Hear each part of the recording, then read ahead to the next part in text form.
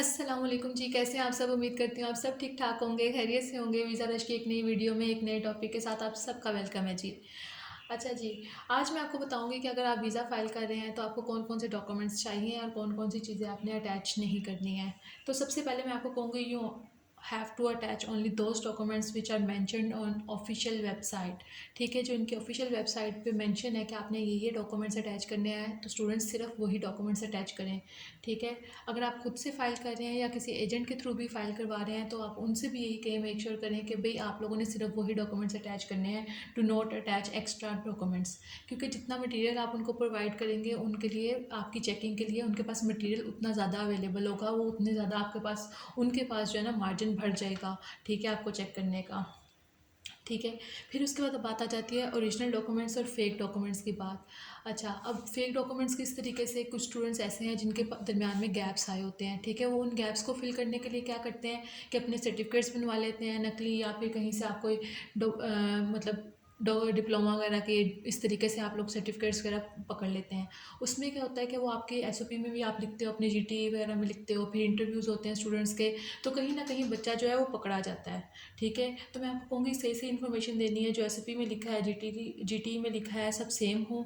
ठीक है, इंटरव्यू में ये सब क्रॉस क्वेश्चन हो सकते हैं। ठीक है, फिर अपने आपने जो बैंक स्टेटमेंट है उसको मेंटेन रखना है। आपको पता है कि आपने अपने जो फंड्स हैं कब तक सिक्योर रखने हैं और कौन सी टाइम फ्रेम है जहाँ तक आपको ये चाहिए होंगे, कितनी देर पुरानी आपने बैंक स्टेटमेंट अपनी तैयार रखनी है।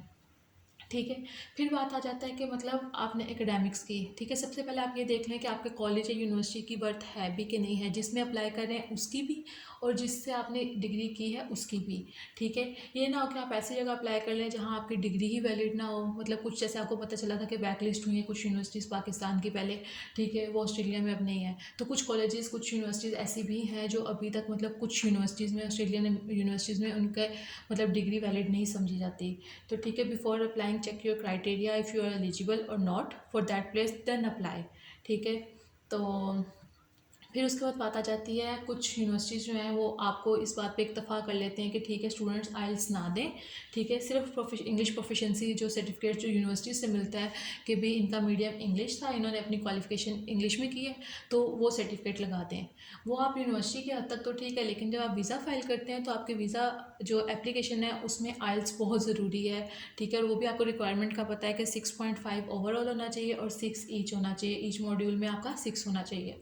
ठीक है, तो मैं आपको फिर ये कहूँगी कि आइल्स इज़ अ गुड ऑप्शन। ठीक है, गो फॉर दैट। ठीक है, सेकेंडली फिर बात आ जाती है कि मतलब कुछ स्टूडेंट्स ऐसे हैं जिनके वीज़ाज़ पहले पास्ट में रिफ्यूज़ हो चुके होते हैं, कहीं अमेरिका में अप्लाई किया है, किसी ने कहाँ पे अप्लाई किया है, इवन कुछ लोगों ने ऑस्ट्रेलिया में भी पहले अप्लाई किया है, तो उनका वीज़ा रिफ्यूज़ हो चुका है।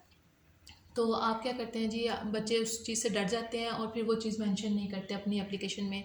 तो अगर आपका कोई वीज़ा प्रीवियसली जो रिफ्यूज़ हुआ है तो उसके बारे में लाजमी आपने मेंशन करना है। ठीक है, इसको नहीं छोड़ना है। अपनी जितनी आप ऑनेस्टी से चलेंगे उतने ज़्यादा आपकी जो वीज़ा फाइल है वो अप जाएगी। ठीक है, उतने चांसेस आपके बढ़ जाते हैं। ठीक है, फिर उसके बाद आ जाती है जी, आपके जो एक्सपेंसेस हैं आपके पास होने चाहिए, वो आपने रियल शो करवाने हैं, आपने 1 साल के शो करवाने हैं, ताकि उनको भी पता हो कि ये जो स्टूडेंट मेरे हमारे पास आ रहा है वो जेन्युइन स्टूडेंट है और इलीगल तौर पे वो कोई भी ऐसा वैसा काम नहीं करेगा। जैसे आपको पता है कि आपकी कैरेक्टर असेसमेंट वहाँ पे लाजमी होती है। ठीक है, तो ऐसा आपने मतलब वो चीज़ें प्रोवाइड करनी है जो ऑथेंटिक हैं, ताकि आपके जो वीज़ा रिफ्यूज़ल के चांसेस हैं वो कम से कम हो जाएँ। ठीक है, ये कुछ बातें थी जिनको मैं कहती हूँ आप अपने जहन में रखें और इस तरीके से आप वीज़ा फाइल करें।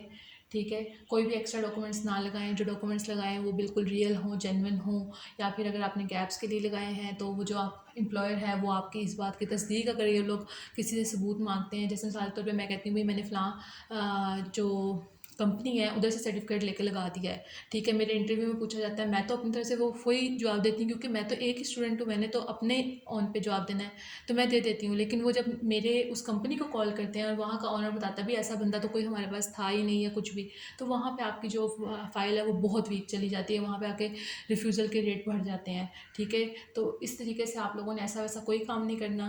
ठीक है, तो बस इतनी सी वीडियो थी। अगर वीडियो पसंद आई हो तो उसको ज़रूर लाइक कीजिए, कमेंट्स कीजिए, शेयर कीजिए और सब्सक्राइब टू माय चैनल।